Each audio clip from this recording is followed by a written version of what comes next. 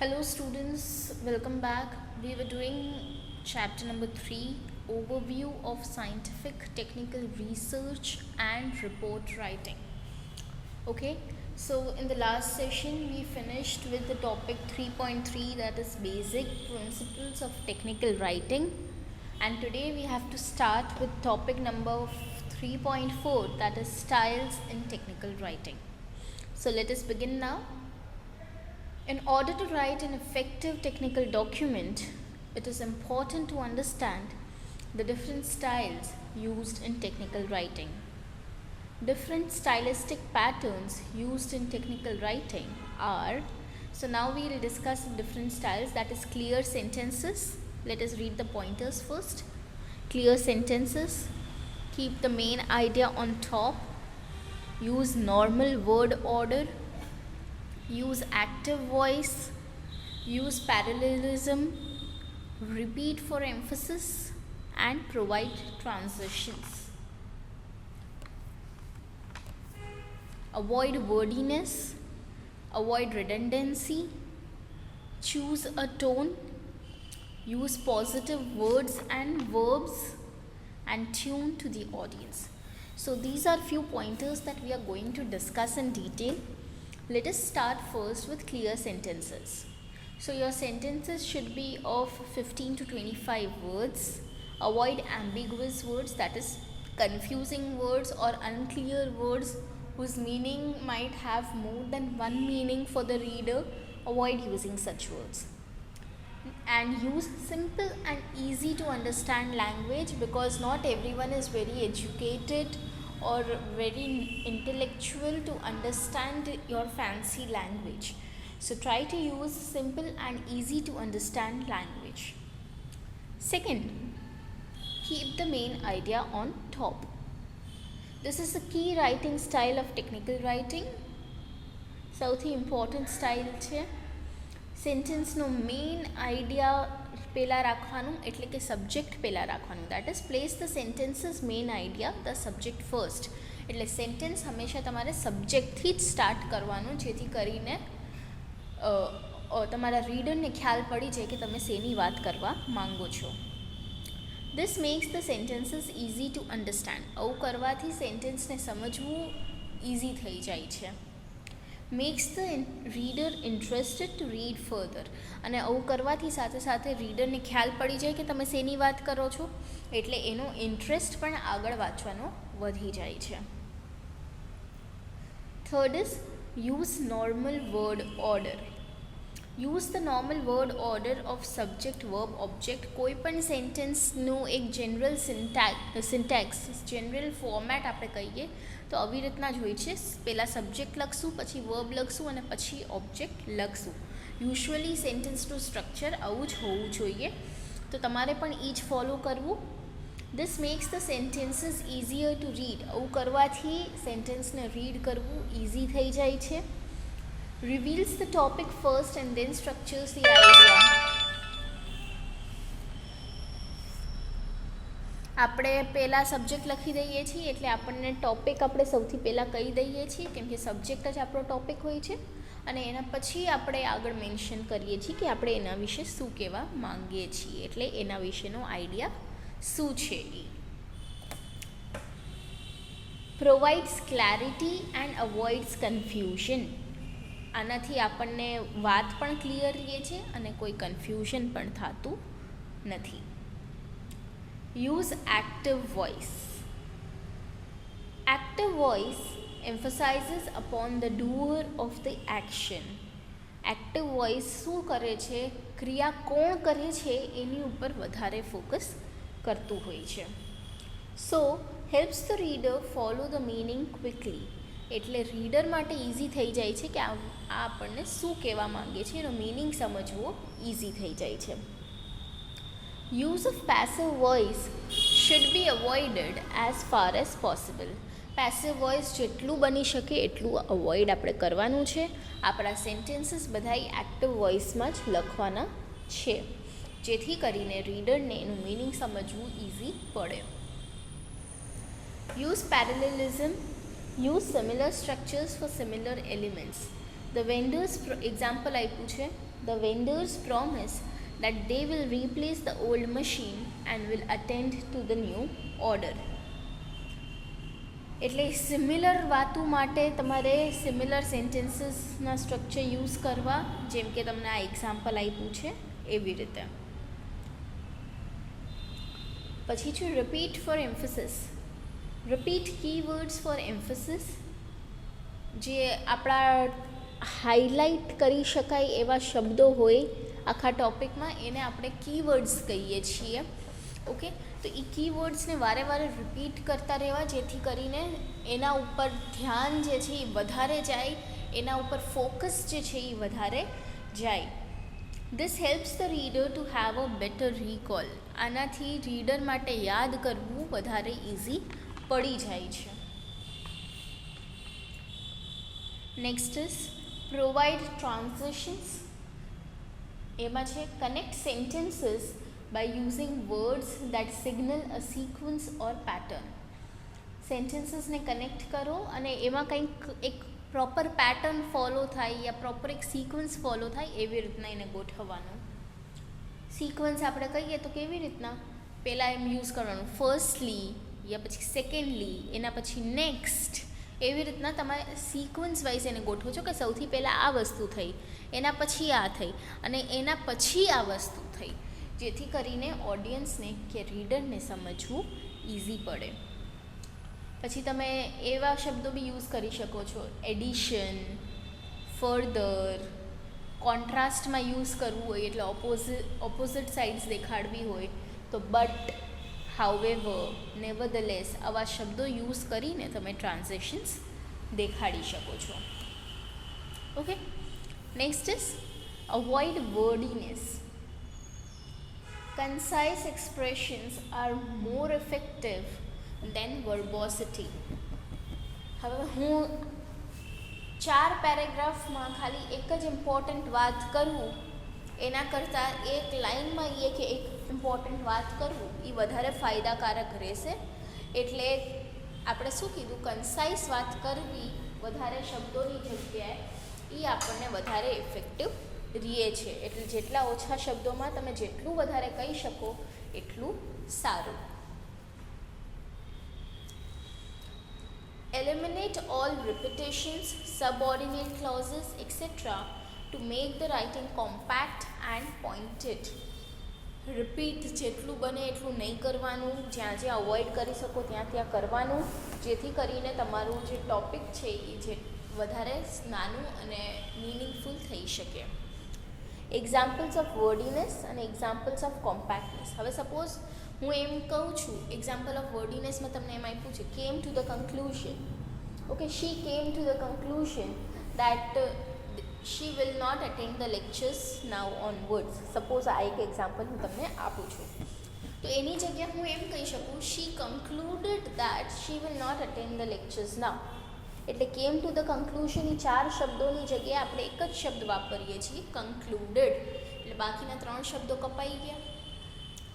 એવી જ રીતના યુટિલાઇઝેશન ઓફની જગ્યાએ તમે યુઝ લખી શકો છો. મેક રિવિઝન્સની જગ્યાએ તમે રિવાઇઝ લખી શકો છો. મેક એન અમેન્ડમેન્ટ ટુની જગ્યાએ તમે અમેન્ડ લખી શકો છો. આ 4 એક્ઝામ્પલ તમારી ટેક્સ્ટ બુકમાં આપેલા છે. એટલે એ જ કે છે, આપણે કેમ ઓલું કહીએ ને કે ઘણા બધા શબ્દોની માટે એક શબ્દ સમૂહ કે લીએ એક શબ્દ દીજીએ. એટલે આટલા બધા શબ્દોની માટે એક શબ્દ તમારે આપવાનો. તો એ વસ્તુ તમે કરીને બાકીના શબ્દો અવોઇડ કરી શકો છો. Next is avoid redundancy. Redundancy એટલે repetition. Redundancies are words that say the same content. ઘુમાવી ફરાવીને એ આપણને એક્ઝામમાં બહુ ટેવ છે, ઘૂમી ફરીને એકની એક વાત કેવી, સેન્ટેન્સ ખાલી બદલી દેવો.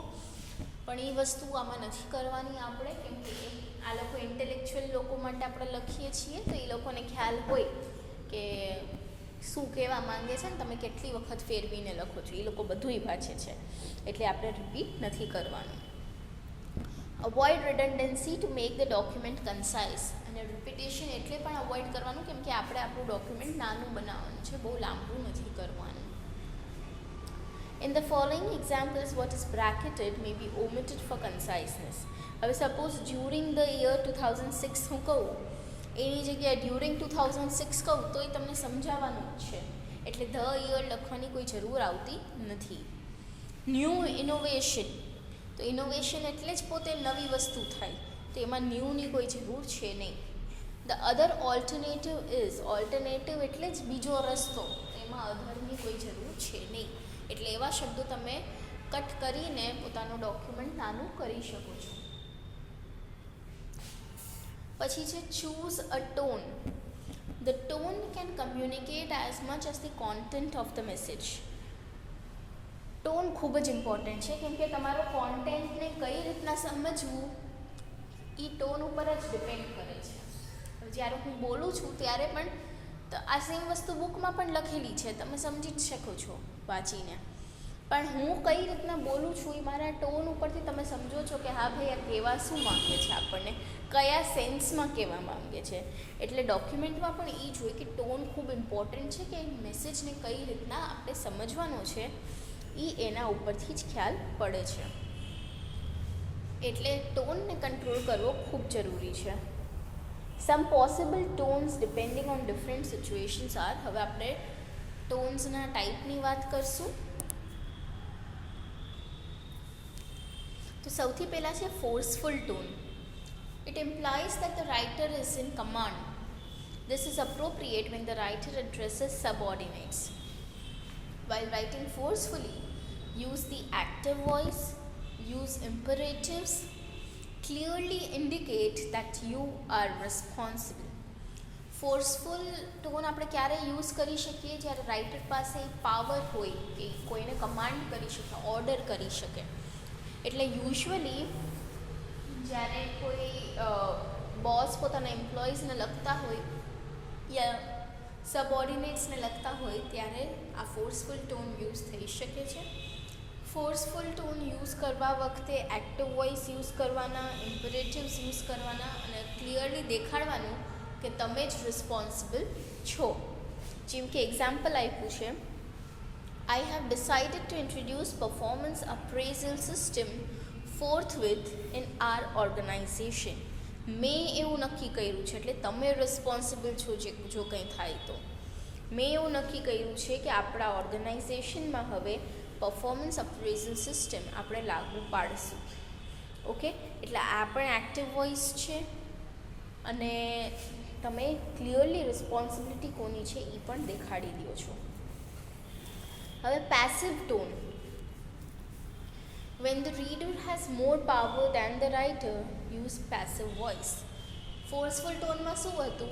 રાઇટર પાસે પાવર હતો, પણ જ્યારે રીડર પાસે પાવર હોય છે ત્યારે તમારે પેસિવ વોઇસ યુઝ કરવાનો હોય છે. એટલે કે જ્યારે એમ્પ્લોઈઝ પોતાના બોસને લખતા હોય ત્યારે. એક્ઝામ્પલ આપ્યું છે, my application has already been put up for your kind consideration. જેમ કે લીવ માટે તમે કોલેજમાં એપ્લિકેશન લખતા હો કે એ બધું જે છે એ તમે પેસિવમાં લખો છો, કેમ કે રીડર જે છે એની પાસે તમારા કરતાં વધારે ઓથોરિટી હોય છે માટે. પછી ત્રીજું છે personal tone. Implies that reader and writer are equal. કોઈની ઓથોરિટી ઊંચી નથી, રીડર એન્ડ રાઇટર બેયની સરખી છે, ત્યારે પર્સનલ ટોન યુઝ કરાય છે. David thanks for your suggestion about maintenance routine. It has given good results. આ તમે તમારા ફ્રેન્ડ્સમાં યુઝ કરી શકો, યા જેની સાથે તમારે રેગ્યુલર ટચ હોય એની સાથે તમે યુઝ કરી શકો. ઓકે, પછી impersonal tone is employed when the writer is not important and the situation is neutral. Writer જ્યારે ઇમ્પોર્ટન્ટ નથી અને સિચ્યુએશનને બે બાજુથી જોવાની હોય છે. A proposal to introduce quality circle has been made. આમાં કોઈનું તમે કાંઈ ઇમ્પોર્ટન્સ દેખાડતા નથી, બસ આ વસ્તુ થઈ છે એટલું જ તમે કહો છો. ઓકે, તો આ હતા ચૂઝ અ ટોન. એટલે કોની ઓથોરિટી વધારે છે, સિચ્યુએશનને કેવી રીતના ડીલ કરવાનું છે એ હિસાબથી તમે તમારો ટોન ચૂઝ કરતા હો છો. Next is use positive words and verbs. This is a sure way to involve your audience. Negative વાતો નહીં કરવાની, પોઝિટિવ શબ્દો વાપરવાના, જેથી કરીને ઓડિયન્સ તમારામાં ઇન્વોલ્વ થઈ જશે. Helps convince the readers the benefits of the subject matter. તમારા સબ્જેક્ટથી રીડરને કેટલા બેનિફિટ છે એ જ વાત કરવાની, તો એ લોકોને ઇન્ટરેસ્ટ આવશે. Positive verbs motivate the readers into action. તમે પોઝિટિવ શબ્દો વાપરા હશે તો એ લોકોને પણ તમારા માટે કામ કરવાની ઈચ્છા થશે. Last is tune to the audience. Tuning to the audience is the most important style for creating an effective document. ઓડિયન્સના સાથે સાથે ચાલવું ખૂબ જ ઇમ્પોર્ટન્ટ છે કોઈ પણ એક ઇફેક્ટિવ ડોક્યુમેન્ટ બનાવવા માટે. કેવી રીતના કરી શકાય એના માટે થોડાક પોઈન્ટર્સ આપેલા છે. પહેલાં આપણે રીડ કરીએ પછી સમજીએ. Readers need glossaries to understand acronyms and abbreviations. Provide extended definitions for technical terms. As multiple audiences have different levels of technical knowledge, choose carefully the amount of technical content in your document. Show your reader how he or she will benefit from your document. હવે તમે કોઈ short form વાપરા હોય છે તો એના માટે રીડરને ગ્લોસરી આપો કે આ શોર્ટ ફોર્મનું મિનિંગ આ થાય છે. કોઈ ટેકનિકલ ટર્મ આપ્યું હોય છે તો એની ડેફિનેશન આપો કે આ ટર્મનો મતલબ આ થાય છે.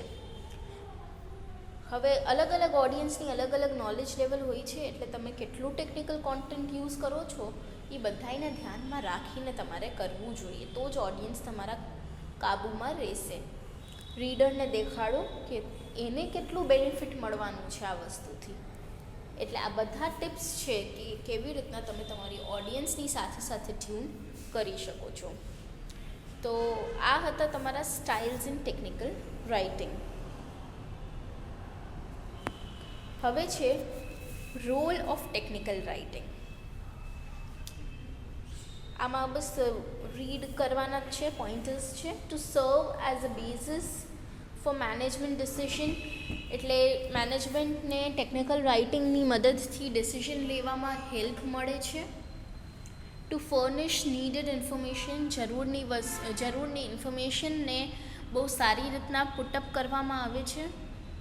ટુ ગિવ ઇન્સ્ટ્રક્શન્સ આપવા માટે ટેકનિકલ રાઇટિંગની જરૂર હોય છે. ટુ એક્સપ્લેન ટેકનિક્સ સમજાવવા માટે ટેકનિકલ રાઇટિંગની જરૂર હોય છે. To analyse problem areas, problem એકચ્યુઅલમાં ક્યાં છે અને શું કરી શકાય છે એના માટે ટેકનિકલ રાઇટિંગની જરૂર હોય છે. Two determine design and system requirements, આપણે ડિઝાઇનિંગમાં કે આપણા સિસ્ટમમાં શું ફેરફાર કરવાની જરૂર છે અને કઈ નવી વસ્તુ લઈ આવી શકીએ છીએ એના માટે ટેકનિકલ રાઇટિંગની જરૂર પડે છે. To serve as a basis for public relation, પોતાના કસ્ટમર્સની સાથે રિલેશનશિપ મેન્ટેન કરવા, પોતાના સ્ટેક હોલ્ડર્સની સાથે, એટલે કે જેને તમારી કંપનીમાં ઇન્વેસ્ટ કર્યું છે એની સાથે તમારે રિલેશન્સ મેન્ટેન કરવા, એને પબ્લિક રિલેશન કહેવાય છે. એની માટે તમને ટેકનિકલ રાઇટિંગની જરૂર પડે છે. To provide report to stockholders of companies, હવે જેને તમારી કંપનીમાં રોકાણ કર્યું હોય એને તમારે રિપોર્ટ પણ સબમિટ કરવો પડે તો જ એ બીજી વખત તમારી કંપનીમાં રોકાણ કરે. એના માટે તમને ટેકનિકલ રાઇટિંગની જરૂર પડે. ટુ ડેવલપ અ પ્રોડક્ટ, કોઈ નવી પ્રોડક્ટ બનાવવા માટે તમને જરૂર પડે છે. ટુ પ્રોવાઇડ સર્વિસ આપવા માટે જરૂર પડે છે. To record business through proposal બનાવવા માટે તમને જરૂર પડે.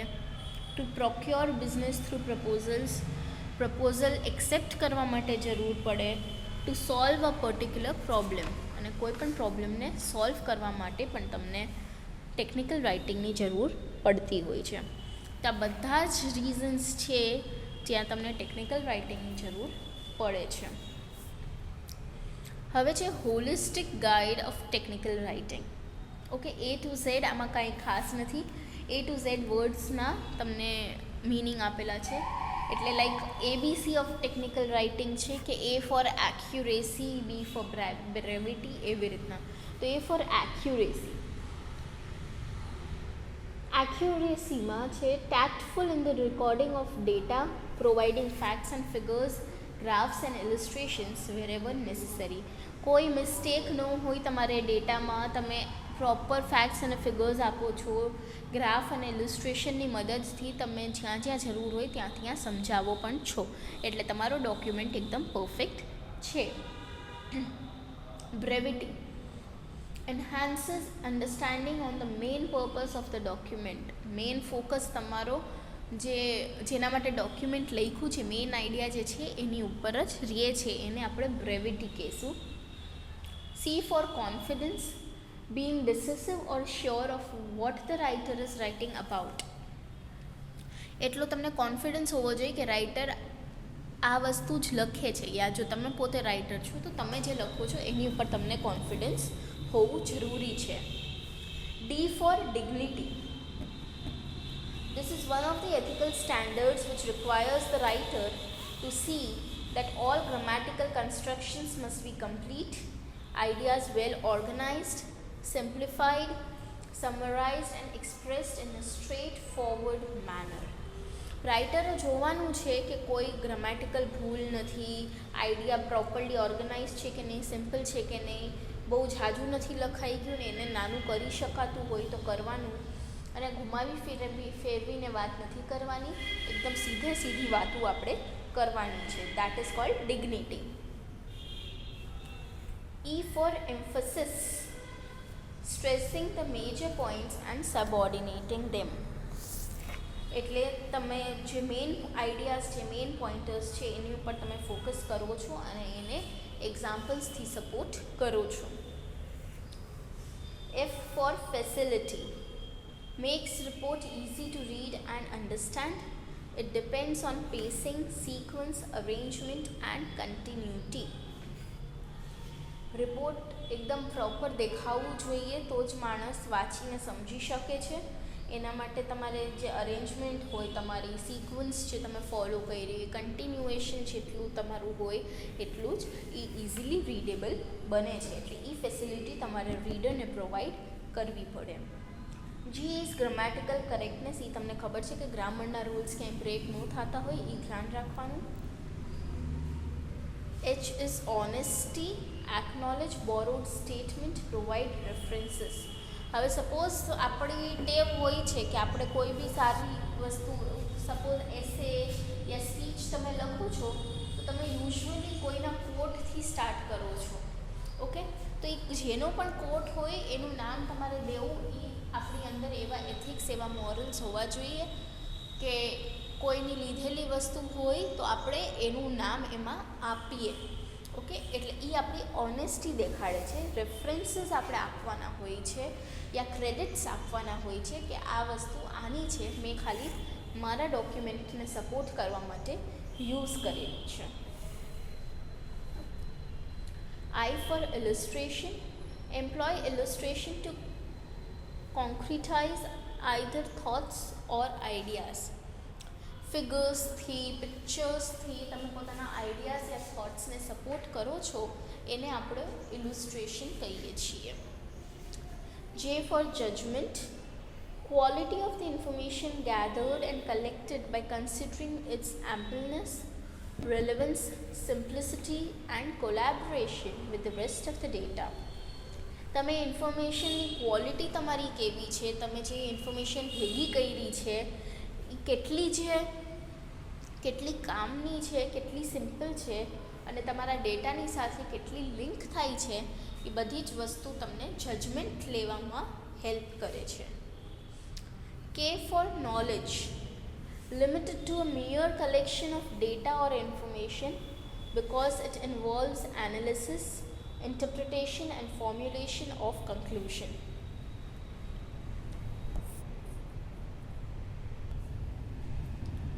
હવે આમાં શું થાય છે, તમે જેટલો પણ ડેટા કલેક્ટ કર્યો છે, જેટલી ઇન્ફોર્મેશન કલેક્ટ કરી છે એને એનાલાઇઝ કરવાનું, ઇન્ટરપ્રેટ કરવાનું કે તમને કેટલી યુઝફુલ છે, અને પછી એમાંથી તમે કન્ક્લુઝન મેળવો છો, એને આપણે નોલેજ કહીએ છીએ. L for logic, process of showing the relations among groups of things and classes of groups. બધા એકાબીજાથી કેવી રીતના રિલેટેડ છે યા તમે કેવી રીતના ક્લાસિફાઈ કરી શકશો, એને આપણે લોજિક કહીએ છીએ કે તમે લિંક બેસાડો છો કે બધા એકાબીજાથી ઇન્ટર રિલેટેડ કેવી રીતના છે. M is for mechanical neatness. Overall appearance of the report perfect in shape and fulfillment of other set standards.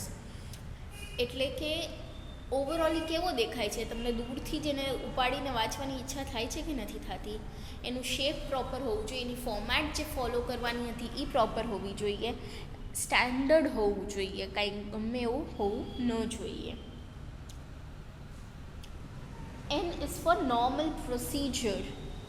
Follow acceptable arrangement of different parts of document. હવે સપોઝ હેડિંગના ફોન્ટ આટલા હોવા જોઈએ, specific તમને format આપી હોય તો તમારે એ જ ફોર્મેટ યુઝ કરવાની રહે છે, કેમ કે એ જ એક્સેપ્ટેબલ છે.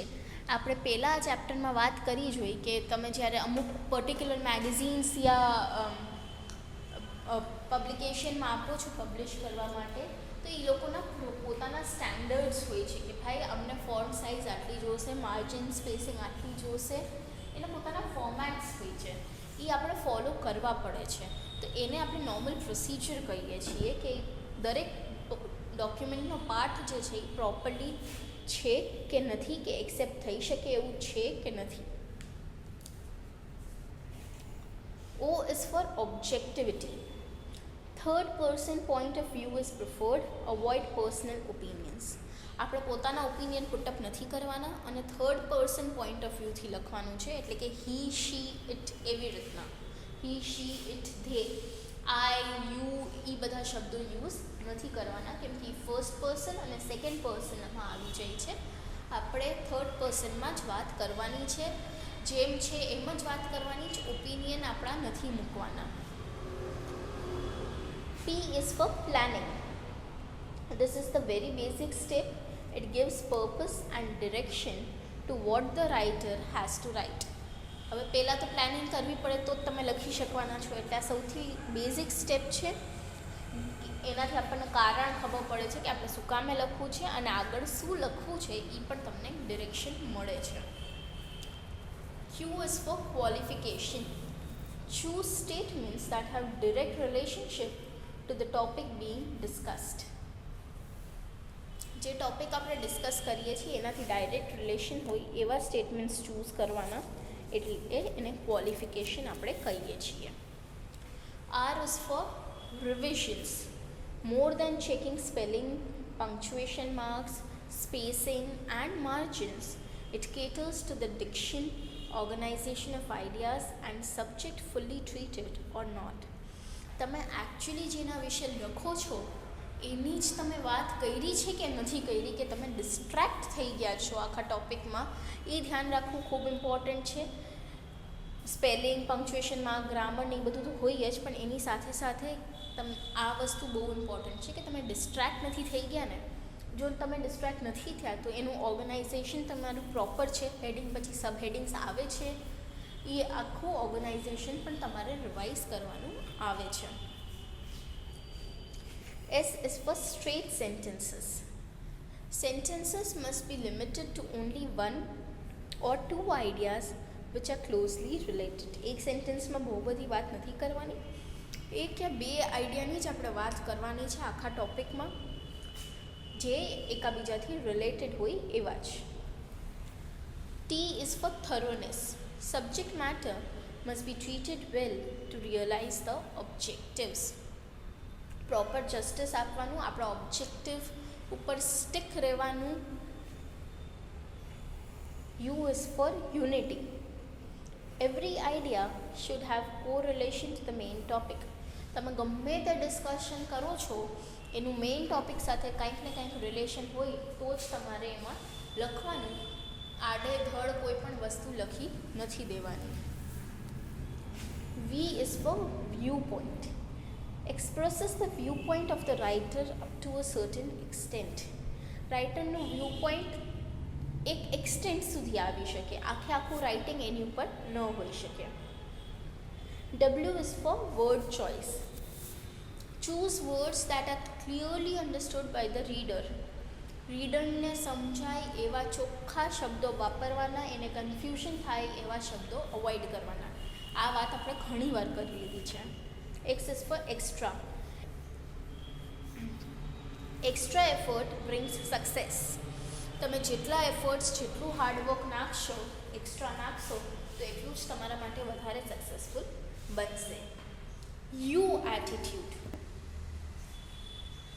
Present your information in segments appropriate to readers' knowledge and needs.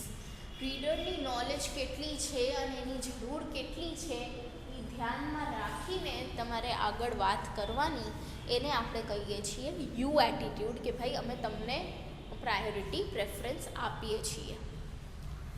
Z is for zest.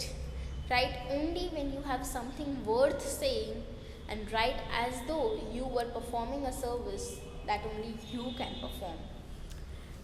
જરૂર પૂરતી વાત જ લખવાની, નોનસેન્સ વાત નહીં લખવાની.